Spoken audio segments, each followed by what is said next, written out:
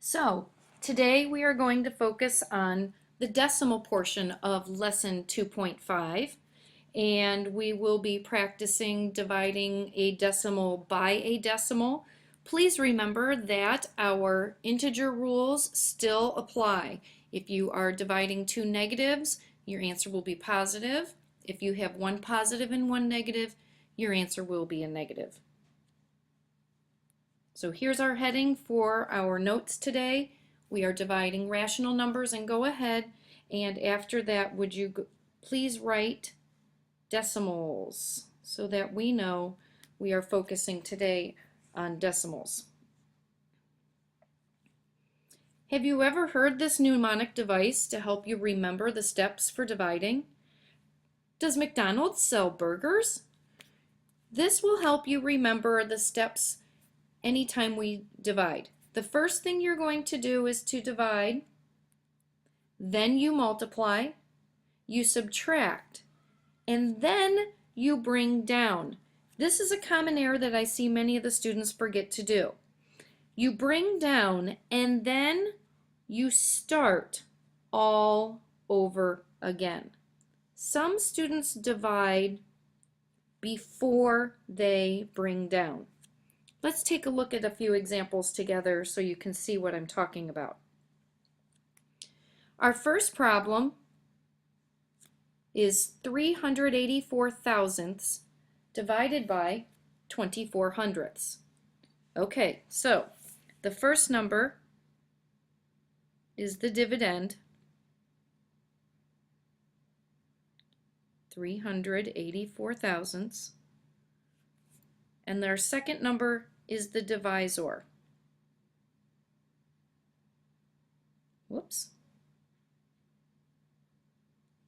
I got a new pen, trying to figure it out. Okay, so we're trying to find the quotient. Your divisor cannot be a decimal. So you must move your decimal point and make it a whole number. Now, how many digits are inside of, we'll call that a fancy technical math term, swoopy thing? How many digits are inside that swoopy thing? Well, there are 2 digits that are located inside that swoopy thing. So we're going to make another swoopy thing, technical math term, remember, and we're going to put 2 digits inside of it. Now, bring your decimal point straight up so that you know where it needs to go in your answer.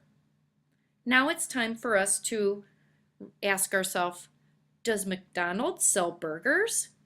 D, does, divide. 24, does it divide into 3? No, but it will divide into 38. It will divide in once. McDonald's, M, multiply. Multiply the number at the top of your division box times your divisor. 1 times 24 is 24. Sell, subtract. Subtract the digits, we get 14. Burgers, bring down.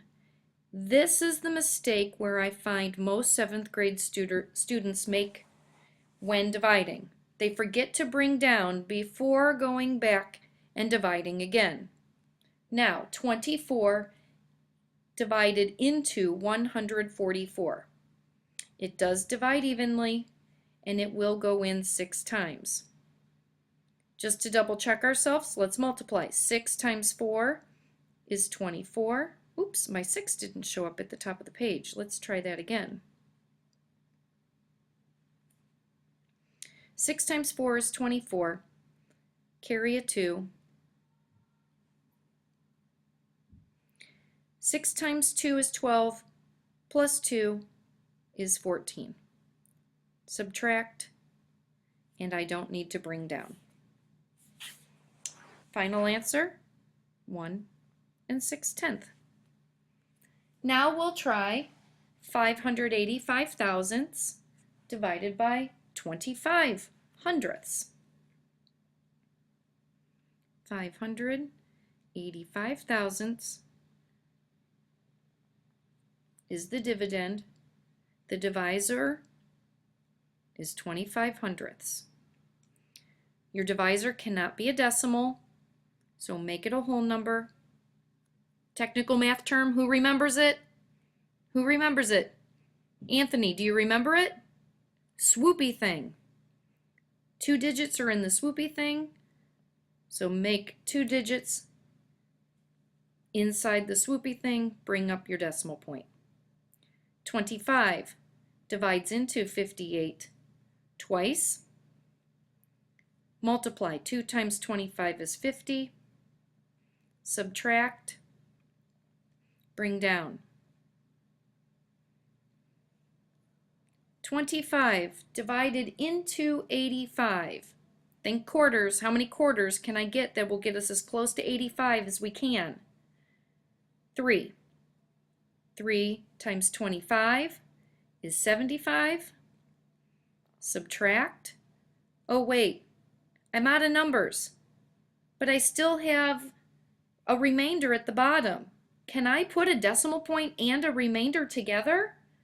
No, you must go ahead and add a 0 at this point in time and bring down. Now let's finish dividing, and we all know that 25 will divide into 100 4 times. And now we have our answer. 2 34 hundredths. Good work. Okay, well, we're going to evaluate expressions again using decimals. We'll start with the problem on the left. 5 25 hundredths. Since it's the numerator, remember, I-O, it's off to math we go. That will be placed as our as our dividend. And n is 15 hundredths. That will be your divisor.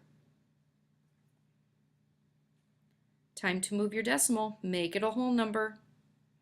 I see 1, 2 digits. Move it over 2. Bring up my decimal point before I even start dividing. 15, now does it go into 5? No. Does it go into 52? It sure does. It doesn't divide evenly, but it will divide into 52. 3 times 15 is 45. Subtract. We get 7. Bring down. And now 15 into 75 is 5 times.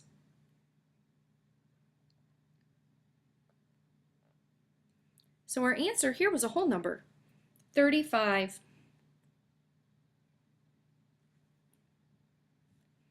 Okay, go ahead, set this problem up. What number is going in the box? What number is going outside the box? That's right, numerator goes in the box,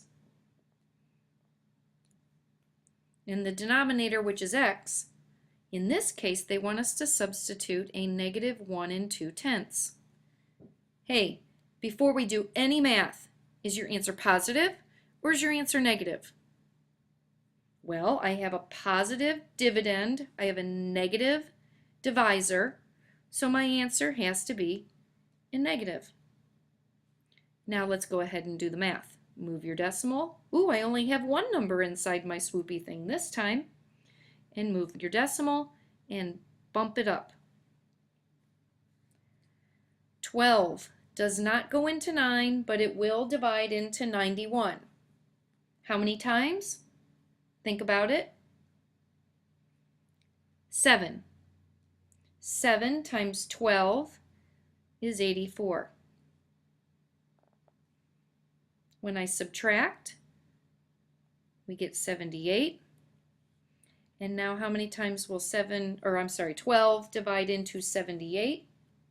That's 6 times, because 6 times 12 is 72. And now I have a 6. Wait, there's nothing to bring down. Yes, there is. Add a 0, bring it down. 12 into 60, 5 times. I'm running out of room on my screen. please go ahead and make sure you fit your whole entire problem in the space provided there if you can. So our final answer was a negative 7 65/100. See, this dividing thing isn't so bad. Here's a story problem. A store owner has 7 11/100 pounds of candy.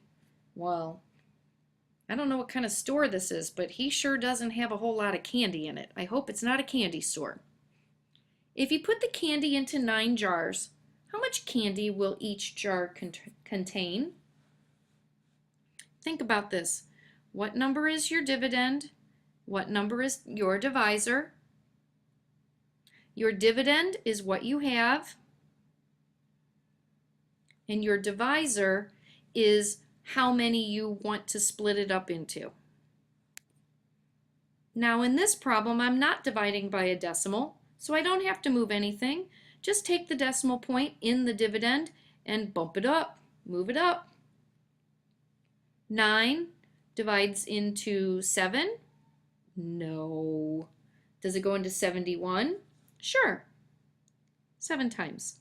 7 times 9 is 63. Subtract. When we subtract, we get 8. Bring down the 1. 9 into 81 is 9 times. And we get a 0.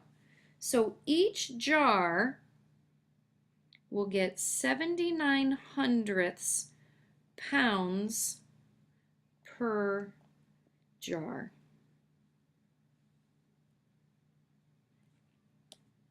Okay. Take a look at these 3 problems. Practice those up tonight.